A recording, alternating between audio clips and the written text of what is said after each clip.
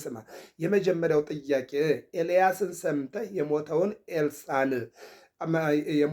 ዮናስን የኤልያስን ጸሎት ሰምተህ የሞተውን ዮናስን እንዲነሳ ያደረግ የኤልሳን ጸሎት ሰምተህ ሁለት ሙታንን እንዲነሳ ያደረክለት አምላኬ ሆይ በቅዱስ ጴጥሮስ ላይ አድረህ ሙት ያነሳህ አምላክ ሆይ አራት ቀን ተቀብሮ የቆየውን አልዓዛርን ያነሳህ አምላኬ ሆይ ስለዚህ የዚች መበለት ልጅ የታመመውን ፈውስላት አለና ለምኖ ሲጨርስ የታመመው አልጋ ላይ ብድግ አለና አፉ የተያዘው መናገር ጀመረ። አንደኛው ነው። ክብርና ምስጋና ለሰማዕቱ ይሁን። ሰማዕት ማለት ምስክር ማለት ነው። ለእውነተኛው ምስክር ማለት ነው። ሁለተኛው ምንድነው? የሚበላ ነው። በሁለተኛ ነገሥት ምዕራፍ 4 ላይ ኤልሳ ማሰሮሽንና ማድጋሽን ሰብስቢ ብሎ የዚያችን ችግረኛ ሴት ቤት በማሰሯ ዘይት የተለያየውን መግቦት በቤቷ የሞላ የኤልያስ መበለትን ኤልያስ በምግብ ቤቷን የሞላላት አምላክ እነሆ ጠይቆ ሳይጨርስ ቅዱስ ጊዮርጊስ ቤቷ በበረከት ሞላላት። ሶስተኛው ምንድን ነው አላት? ያንተ መታሰር የኔ ጉዳይ በር ከፍቼ እንዳልወጣ አንቺን ይገሉሻል፣ መስኮትም ሰብሬ እንዳልወጣ አንቺን ይይዙሻል። ስለዚህ እኔ የማደርገውን አውቃለሁ አለና ምሰሶዋን ቅጠል አደረገና በጣራው ወጦ ሄዶ ቅዱስ ጊዮርጊስ ዱዲያኖስ ፊት ደረሰና ምን አለ? እነሆ አንተ እንድታሰር አደረከኝ፣ እኔ ግን መጣሁ፣ ደረስኩባችሁ፣ መጣሁ ብሎ ላሰሩት ሰዎችና ለዱዲያኖስ ለንጉሱ ሂዶ ነገራቸው ነው የሚለው። ይቺ ሴት ግን ስለተደረገላት ነገር ምን አለች? እዚሁ ጋር ታሪኩን እንጨርሰው። አምላኮሙ ለክርስቲያን ተመስሎ ሰብአ መጽሐቤ፣ የክርስቲያኖች አምላክ ሰው ተመስሎ ወደ ቤት የገባ አለችና መሰከረች። ቅዱስ ጊዮርጊስ ደግሞ እንዲህ አላት፣ አንሰ ይኮንኩ አምላከ አላ ገብረ አምላክ አነ፣ እኔ የእግዚአብሔር ባሪያ እንጂ አምላክ አይደለሁም። በአገልጋዩ ላይ እግዚአብሔር አድሮ ስራውን ሰርቷል፣ እግዚአብሔርን አመስግኝ አላት። ስለዚህ ድግስ ደግሰሽ ልጄ ድኖልኛል፣ እግዚአብሔር አድኖልኛል ብለው በማህበረሰብ ያገለሉሽን ሰዎች አምጭና ጠርተሽ ምግባቢያቸው ወደ ነበርሽበት ማህበራዊ ኑሮች ትመለሻለሽ አላት። ይሄ ነገር ተከናወነላት። የኅዳር 7ቱ ታሪክ ይሄ ነው ማለት ነው። ወደ ጥር 18 ሁለተኛው ታሪኩ ስንመጣ አሁንም እግዚአብሔርን ትተህ የኔን አምላክ አታመልክም አለው። አላመልክም አለ። አንተ የምታመልከው ጣዖት ነው፣ እኔ የማመልከው እግዚአብሔር ነው። ዘሃሉ ይሄሉ፣ እኔ የማመልከው ቀድሞ የነበረ ዓለምን ፈጥሮ የሚኖር ዓለምን አሳልፎ የሚኖር የሚሰጥ የሚነሳ የሚገል የሚያድን ይልቁንም ደግሞ ስልጣንን የሚሰጥ ከስልጣን የሚያወርድ በማህፀን የሚጠብቅ ሕፃናትን፣ ወጣቱን፣ አረጋዊን የሚጠብቅ እግዚአብሔር ስለሆነ ያለ የነበረ የሚኖር ይህን ዓለም ካለመኖር ወደ መኖር አምጦ የፈጠረ ይህን የሚያንተም ጌታ እሱን ነው የማመልከው። አንተ የምታመልከውን አላመልክም። አምላኬ በሰማይ አለ፣ ንጉሴ በሰማይ አለ አለና ነገረው። ምን አደረገ? በገመድ እንዲታሰር አደረገ። ሁለት እግሮቹ ሁለት እጆቹ ታሰሩ። ቀጠለ፣ በጅራፍ እንዲገረፍ አደረገ። ለዚህ ነው ሐዋርያው ቅዱስ ጳውሎስ ዕብራውያን 11 ላይ የተገረፉ አሉ፣ የተደበደቡ አሉ፣ በድንጋይ የተወገሩ አሉ፣ በሰይፍ የተቆረጡ አሉ፣ የተቀለሉ አሉ ብሎ የሚናገረው ይሄ ነው። ነገር ግን በእምነታቸው ከሁሉ አመለጡ ይላል። እምነት ትልቅ ነገር ስለሆነ ማለት ነው። ስለዚህ በእምነታቸው የአናብስቱን አፍ ዘግተዋል፣ እሳቱ አውኖላቸዋል፣ ሰይፉ እነሆ እንዳይቆርጣቸው ውሃ እንዲሆንላቸው ተደርጓል ይለናል።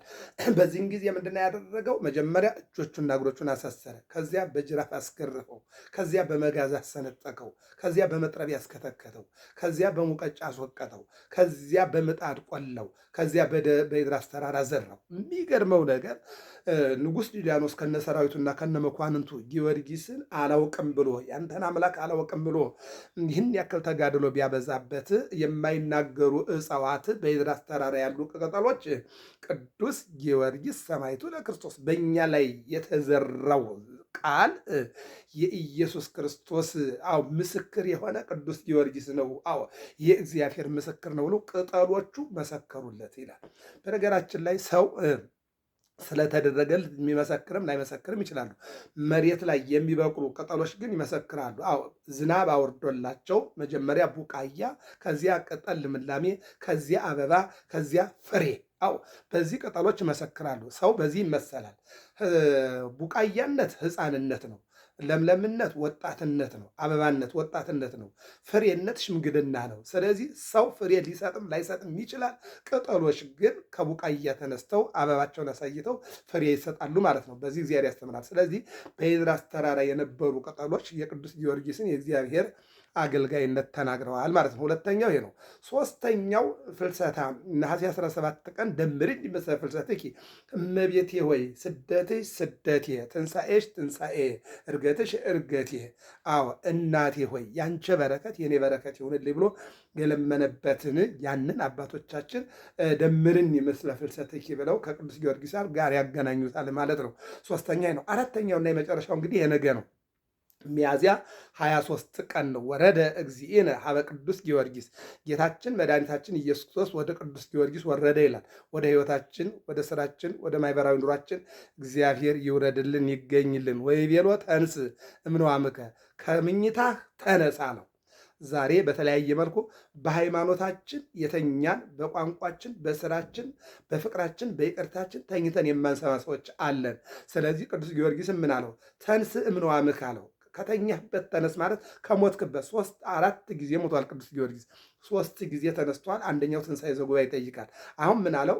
መጀመሪያ ሲገሉት ተንስ እምነዋምከ አለ። ሞትን እንደ እንቅልፍ አድርጎ ናቀው ማለት ነው።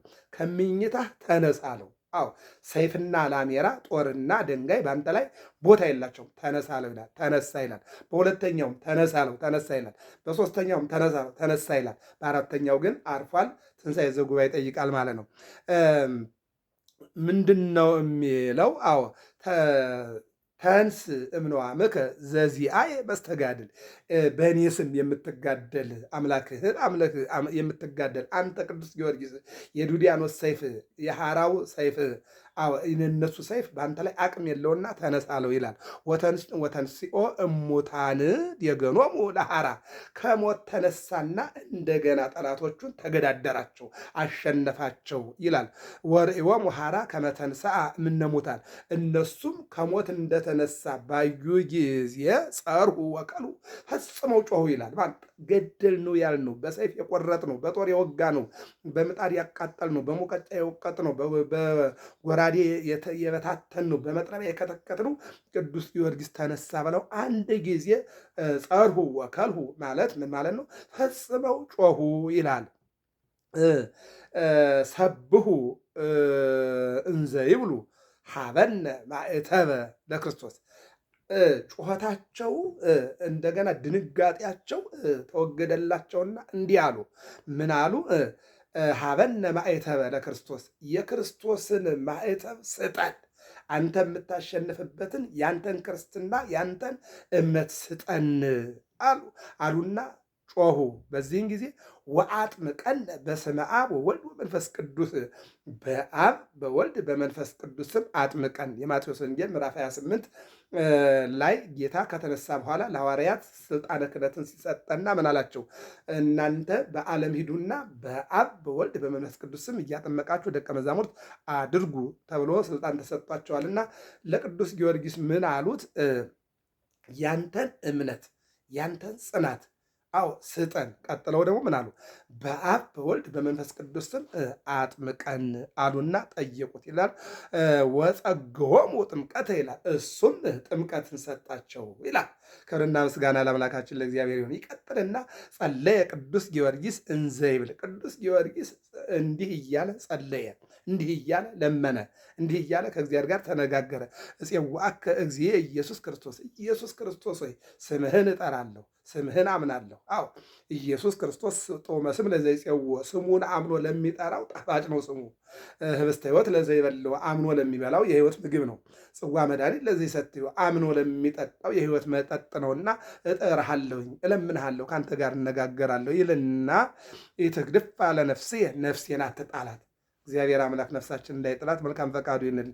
ነፍሴን አትጣላት። ወዘን ተብሂሎ ፈጸመ ገድሎ ዘሰናይ፣ ይህን ብሎ ተጋድሎውን አጠናቀቀ ይላል። እንግዲህ ሚያዝያ 23 ቀን ተጋድሎውን ያጠናቀቀበት ቀን ነው ማለት ነው። ለዚህ ነው እንግዲህ ቅዱስ ያሬድ በድጓው ላይ ዮም ተጽፈ እምነገሥት በነገሥታት ዘንድ ዛሬ ተጻፈ። ምኑ ክላሌሁ በመጥባሕት በሰይፍ አንገቱን መቆረጡና ለ7 ዓመት ተጋድሎ 7 አክሊል እንደወረደለት በነገሥታት ታሪክ፣ በቅዱሳን ታሪክ፣ በሰማዕታት ታሪክ ዛሬ ተጻፈለት ይላል። ለቅዱስ ጊዮርጊስ ይላል ዮም